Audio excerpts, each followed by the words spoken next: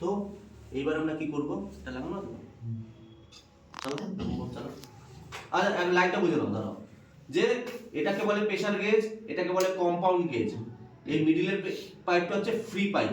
তাহলে আমি প্রেসার গেজের যে রেড পাইপটা সেটা আমি ভ্যাকুয়াম পাম্পে দিয়েছি, মাঝের যে ইয়েলো পাইপটা যেটা ফ্রি আছে, ওপেন আছে, ওপেন বলে এটাকে, এটা আমি চার্জিং লাইনে দিয়েছি, সেই এসির চার্জিং লাইনে দিই আর ফ্রিজের চার্জিং লাইনে দিই, চার্জিং লাইনে দিয়েছি। আর কম্পাউন্ড গেজ বলে এটাকে, বা অলরাউন্ডার গেজ বলে, মানে হচ্ছে অলরাউন্ডার, এসব পারে। এই গেজের যে ব্লু পাইপটা সেটা আমি গ্যাসে দিয়েছি। তো এভাবে আমি ম্যানিফোল্ড গেজ বলে এই টোটালটাকে, ম্যানিফোল্ড গেজের এটা হচ্ছে প্রেসার গেজ, এটা হচ্ছে কম্পাউন্ড গেজ, টোটালটাকে ম্যানিফোল্ড গেজ বলে। তো আমি বোঝালাম পাইপের সেটিং কিভাবে হয়েছে। এবার আমি প্রথমে ভ্যাকুম করব, তারপরে আমি ভ্যাকুম ওয়েট করব যে ভ্যাকুম ঠিক হলো কিনা, তারপরে আমরা গ্যাস ভরব। তো আগে ভ্যাকুম করি, চলো ভ্যাকুম স্টার্ট দিলাম, দাও। ভ্যাকুম হবে তো কাটা -29 চলে যাবে। এইটা আমাদের এখন এই মুহূর্তে ভ্যাকুম হচ্ছে।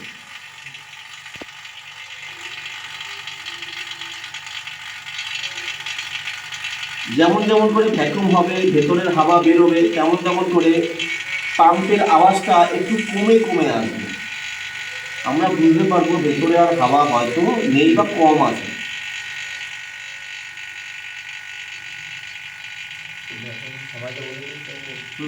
15 মিনিট মিনিমাম ভ্যাকুম করা উচিত ফ্রিজের ক্ষেত্রে, আর এসির ক্ষেত্রে মিনিমাম 30 মিনিট ভ্যাকুম করা উচিত।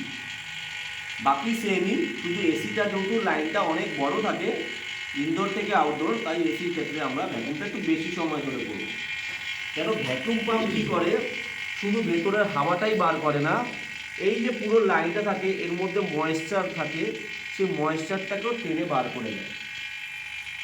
হাওয়া তো যে কোনো কম্প্রেসর মোটরও বার করে দিতে পারে, কিন্তু টেনে হাওয়ার সাথে সাথে ময়েশ্চারটাকেও টেনে হিসেবে বার করে দেয়, যার ফলে ভেতরে কোনো ময়েশ্চার থাকে না। বোঝাতে পারলাম? তাই ভ্যাকুম করার বেস্ট হচ্ছে ভ্যাকুম পাম্প দিয়ে করে। এবার ভ্যাকুম যখন হয়ে যাবে, ওটা যখন 5টা গরম হবে, এখন শুধু ভ্যাকুম করছি। এবার আমি রেডটা মানে প্রেসার গেজের নবটি বন্ধ করলাম।